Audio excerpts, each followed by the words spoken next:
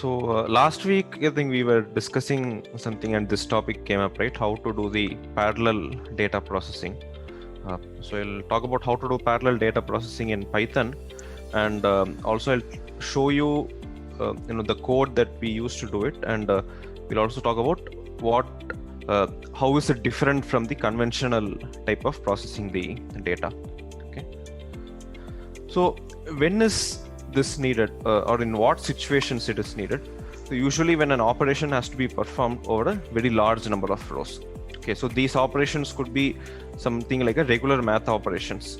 It could be something as simple as addition, subtraction, multiplication, division. But when performed over some crores and crores of rows, it will take time if you do it in the conventional way. Okay, and then it could also be something like a condition-based data updates. So for example, in my previous company, what we used to do was the inventory always used to be updated at 2 p.m. every day. Okay, so 2 p.m. today to 1:59 p.m. tomorrow will be considered as day 1. 2 p.m. tomorrow to 1:59 p.m. day after tomorrow. That will be considered as day 2. So based on the timestamp, you would need to input certain variables. So performing this operation row by row over a very large number of rows. So here we might have to optimize the code. And then there could also be a simulation kind of a situation where, so for example, if you take the same inventory situation, let's say on one particular day, iPhone inventory was 0, but Google Pixel inventory was 100 units. So if I were to change the stock quantities, then how would my sales have been impacted? So in order to run these scenarios, typically what you would have to do is you would have to run your operations row by row, impute certain variables, check some condition, and impute certain variables based on those conditions. And doing this over a very large data frame will take a lot of time. So what are the different ways in which we can achieve those objectives? So majorly, if you see, you have two ways. So one is called as a sequential processing, and the other is called as a parallel processing. Okay? So sequential processing is what you may typically have used in your past. So the first or the majorly used or the most popular concept in sequential processing is the looping structure. So we have this for loop, while loop, do while loop.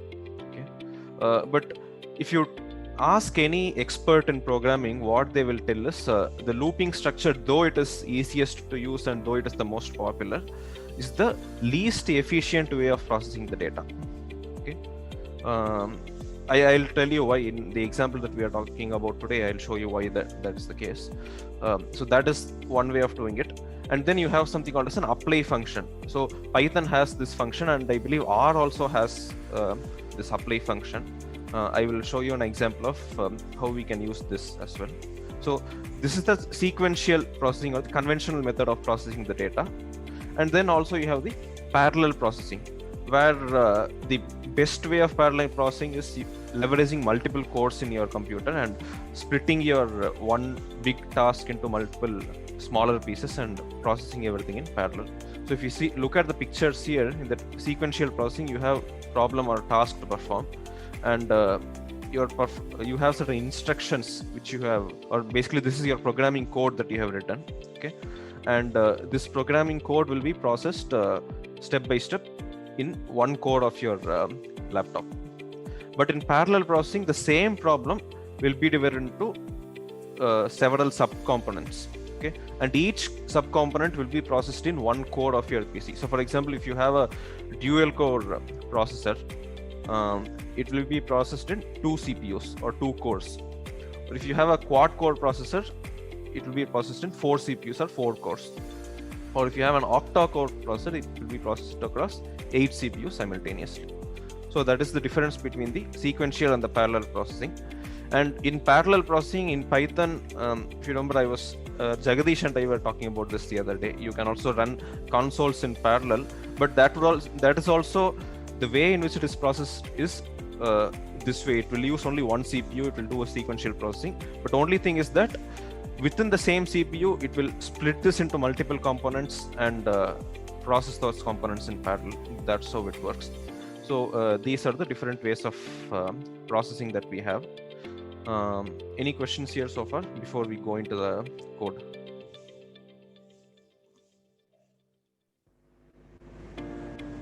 let me step into the coding part of it. So I understand that not many people will be familiar with Python, but we'll keep it as simple as possible. And it's a very simple programming methodology to learn.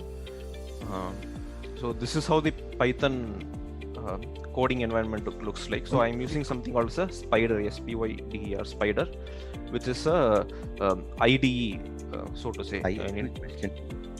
Yeah, Guy, are you able to hear? Yeah, yes. Yeah, okay.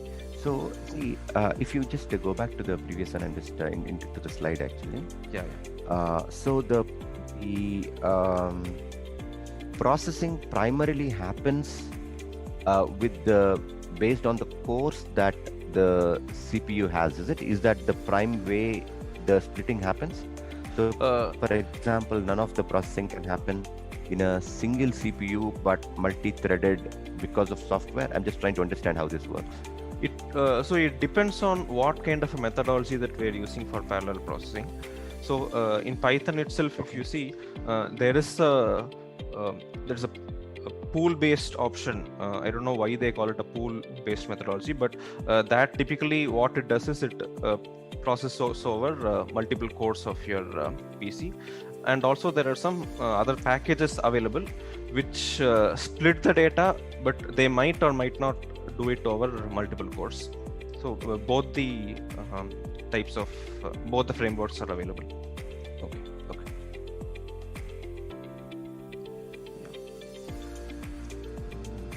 Yeah. So this is how the Spyder Python coding environment looks like. You can see that it's quite similar to what you have in R. So on the left side window, the main window is where we type in our code. Right side, you have something called as this variable explorer, which is similar to the data environment that you have in R. So whatever data sets that you load will be shown here. And then this is your output console. So in R, if you see, I think this window will be on the left-hand side bottom in R Studio. Here it's on the right-hand side. The only difference between R and this Python is in R, you would also have one more window which shows the list of packages. That is something that is not shown here, but all the packages are installed at the backend, and you just call those packages via the code itself. So you don't have an UI option for calling the packages. Okay. So the first step that you see is we are importing certain libraries in order to do our data processing. So for example, in Python, you have this library called as pandas, which you use to process data in the form of a data frame. So the data frame is nothing but data stored in the form of rows and columns like a table. Okay. In order to use certain table related or data frame related functions, you use this package pandas. So this PD is nothing but an alias. So import pandas as PD. So any function that you reference from this pandas library, you reference it using this PD alias. Okay. So this pandas is the name of the library. Library is a set of functions which enable you to do a particular task. So similarly, in this example that I'm going to talk about, I'm going to generate some random integers. So for that, I'm using this package called as NumPy. So this NumPy is, it gives you number-based functions. So I'm using one particular function to generate the random integers. So I'm loading this package. And then there is one more library to get the timestamp. So since we are going to compare the sequential processing time and the parallel processing time, we need to get the timestamp. So the timestamp difference and all those things, so those are stored in a different library called as datetime. So I'm importing that as well. And then there's a separate library for parallel processing called as Dask, DASK. So I'm importing that as well. And then, so I told you, right, we can distribute the processing over multiple cores of the PC. So I just need to find out how many cores are there in my PC. So I'm importing this library called as multiprocessing. Okay. So in order to run any line in Python, what you can do is you can just click on that line and press F9. So that will, so as and when I run this, you can see that the output console displays that the code has run. So I'm importing the libraries first, and then this line is going to give me the number of cores in my laptop. So I'm running this, so I'm getting it as 8. And then here I'm creating a data set of random numbers. Okay, so this data set or data frame will consist of 2 columns and 10 lakh rows. Okay, so how are we doing it? So I'm saying df is equal to, df is nothing but the name of the data frame, and pd.data frame. So pd, if you remember, is the alias for the pandas library. So from this pandas library, I'm using this data frame function, and with what is there inside this data frame, I have 2 columns. So one column called as x, another column called as y. Okay, and in each column I'm having a set of random numbers. So I'm saying np.random.randint. np, if you remember, is the alias for the numpy library. So this numpy library np contains this function to generate the random integers. So I'm generating random integers less than 1000, and I'm generating 10 lakh integers in each column. So x column has 10 lakh integers up to the random integers up to 1000. Y column has the same 10 lakh integers, random integers up to 1000. Okay, so this is nothing but, I was taken a very, very simple example so that it will be easier for all of us to understand. So as soon as I run this particular line, you can see that in this variable explorer, we have created this object called as df, or this data frame, which has 10 lakh rows and 2 columns. Okay, any questions here until now?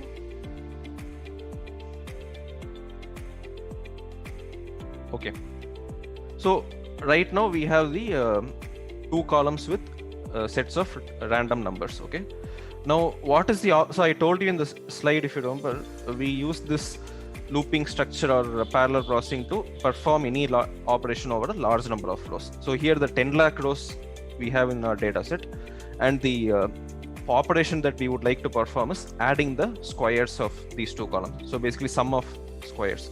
So we have a column called as x, and then we have a column called as y. So I need to perform x square plus y square.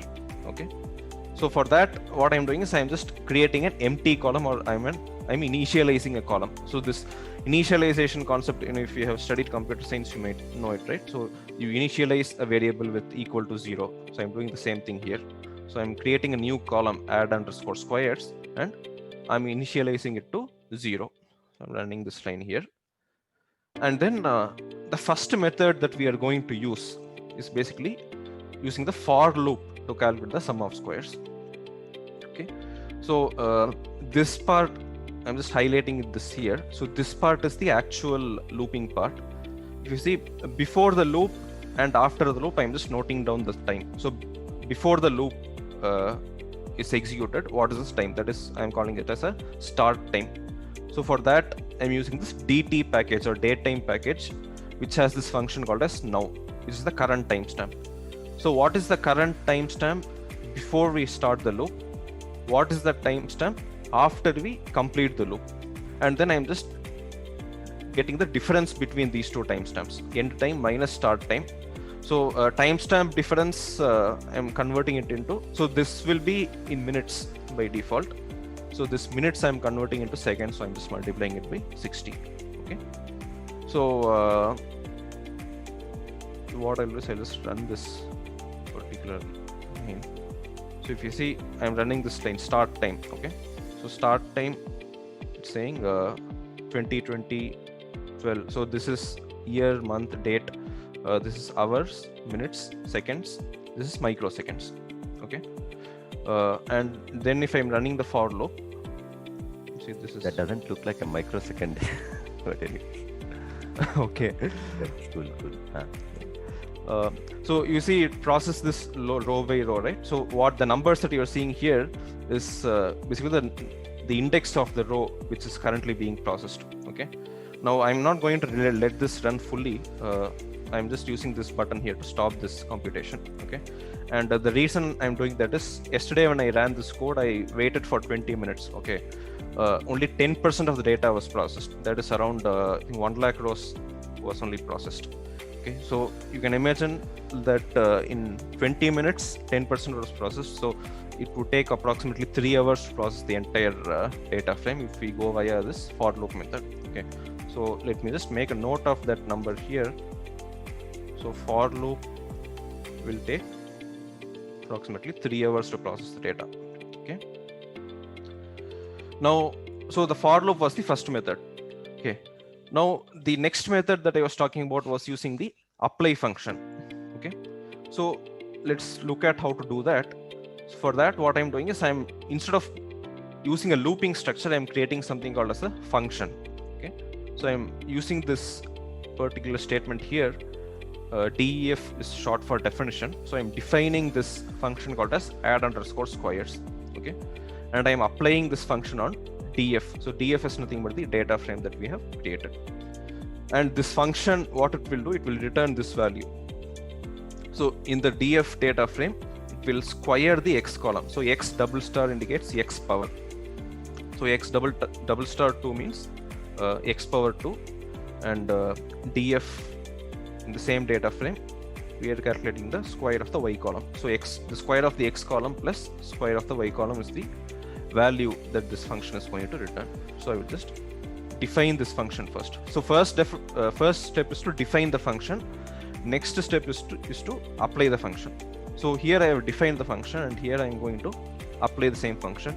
Same procedure I'm using. Before applying the function, what is the timestamp? Applying the function. After applying the function, what is the timestamp? And then what is the difference between the end time and the start time? So I'm just running this entire block of code at the same time. Let's just see how long it takes. So as it runs, Sai, return marks the closure of that function, is it? Yes. Yes.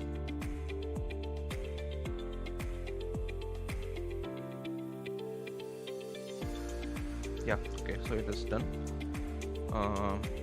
So you can see the output here. So if you look at the console, you have two parts to the output. See, one is called as an input, the other is called as the output. Input is specifying the code that you have run, and output section displays the result of that code. So here, if you see the output, it's saying date time dot time delta. So time delta is nothing but the end time minus start time, and it's saying seconds is equal to 23, microseconds is equal to 1,70,000. So to run this same x square plus y square over 10 lakh rows, the for loop took around 3 hours, right?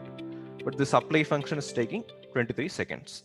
So you can see the difference between the for loop and the apply. Okay, so I'll just note that here as well. Apply function takes 23 seconds. Sai, when you use this apply function, all the 8 CPU cores are used or what? No, this is only one CPU core.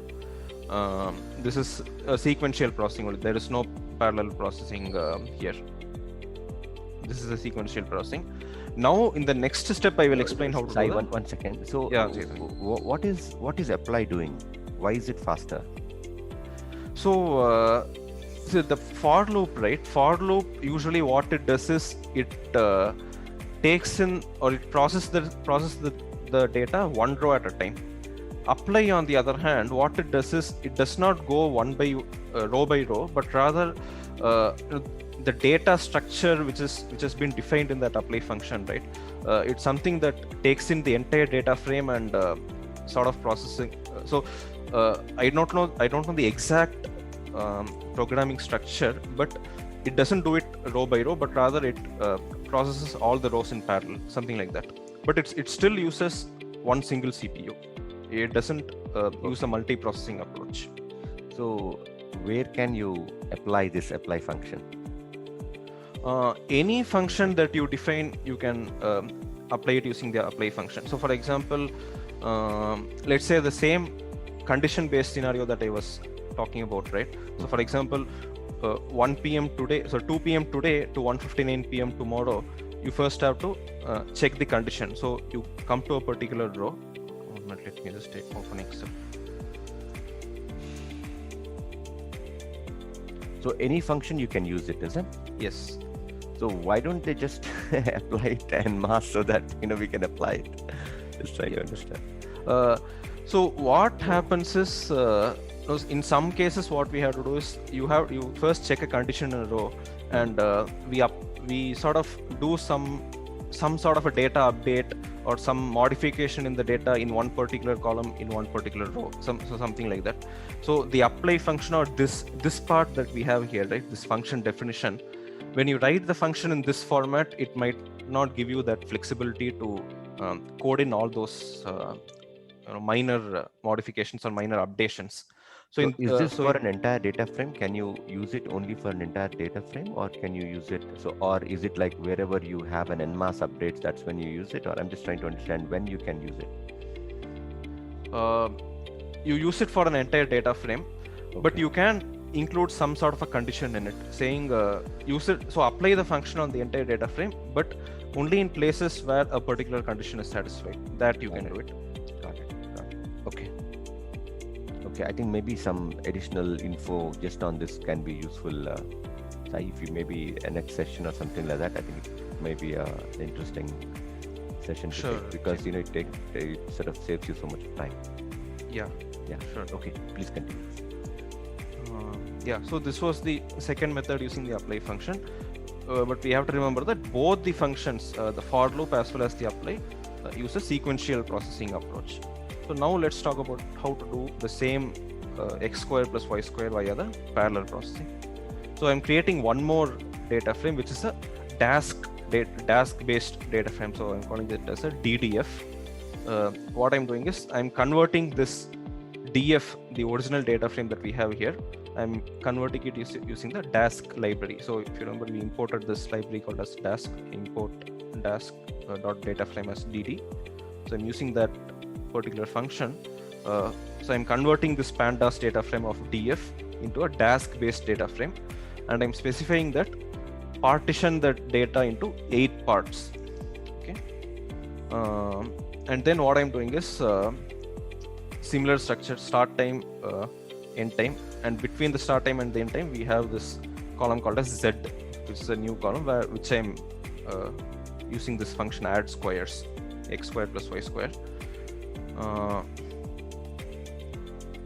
So this is int64 is nothing but the data type that we have. So x and y, if you remember, we defined as a set of random integers, and I'm just using this add squares function, and this function will be applied over multiple partitions that we have. So this 8 partitions. Okay, now let's just see how much time this takes. No, 1 second. Where exactly are you applying the parallel processing capability here? So here we are using this function, map underscore partitions. Map partitions. Okay, so it is, so basically DDF is the respective library, is it? DDF is the Dask data frame. Data frame that you just defined. Okay. Yeah, which has been split into 8 partitions. Okay. And over each of those partitions, this add squares method will be applied. Okay, so map underscore partitions is the function that you are drawing. Is that correct? Yes. Okay, but you didn't define which library it is coming from, because earlier in some of the functions you defined which library it's coming from, right?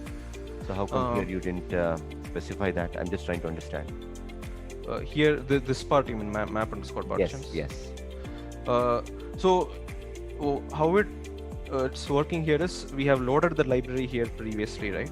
And it here is just recognizing the presence of that library. So I mean it has been loaded into the memory, so to say. That's fine. Okay, cool. Understood. So add squares is the function that you're giving, and the rest of it is the other parameters, right? Yeah. Okay, so the end time is right there. Okay, and then you're defining the end time minus start time. Okay. Okay, cool. Super. Yeah, perfect. So let's run this.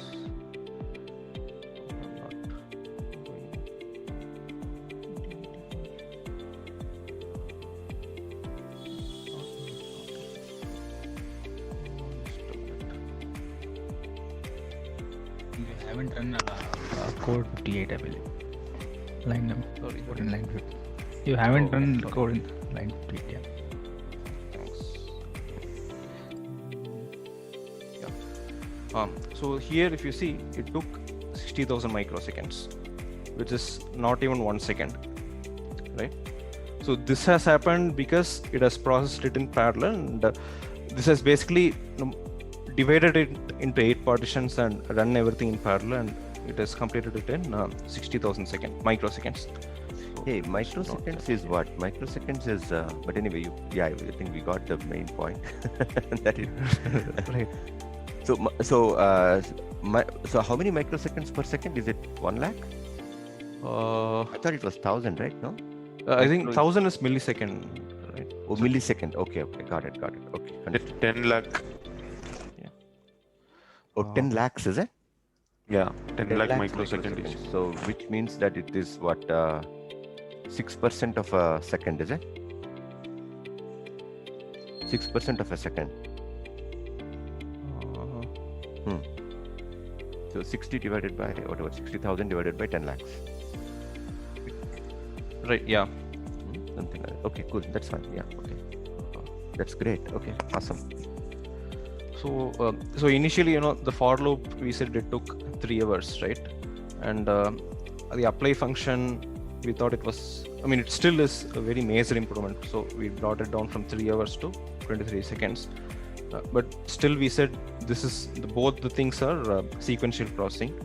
But now we can see that the parallel processing gives you a lot more improvement from this 23. So it's not even taking 1 second, right? So so that's the advantage of using a parallel processing.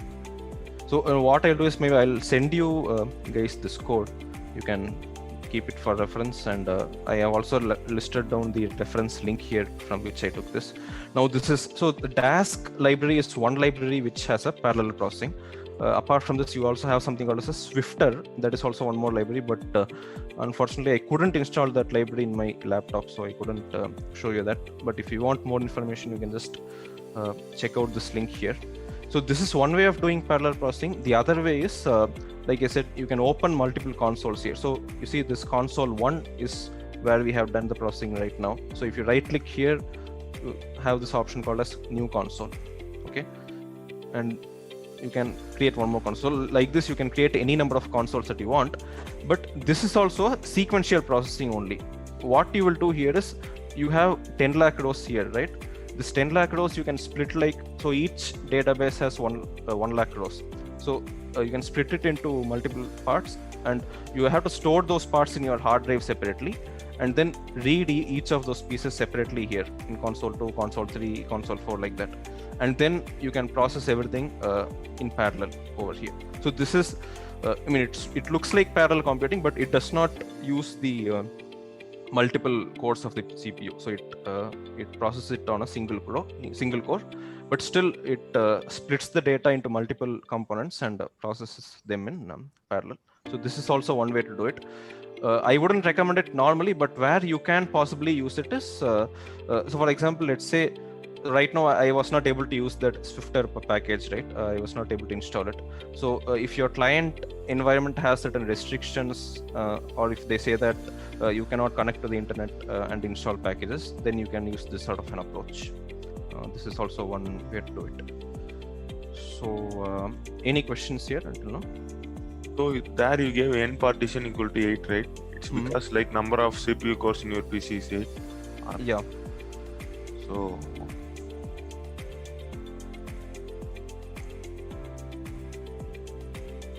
that you can use this function here, mp.cpu count from this multiprocessing package to find the number of cores in the CPU.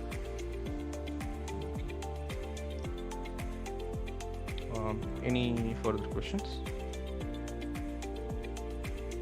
Okay.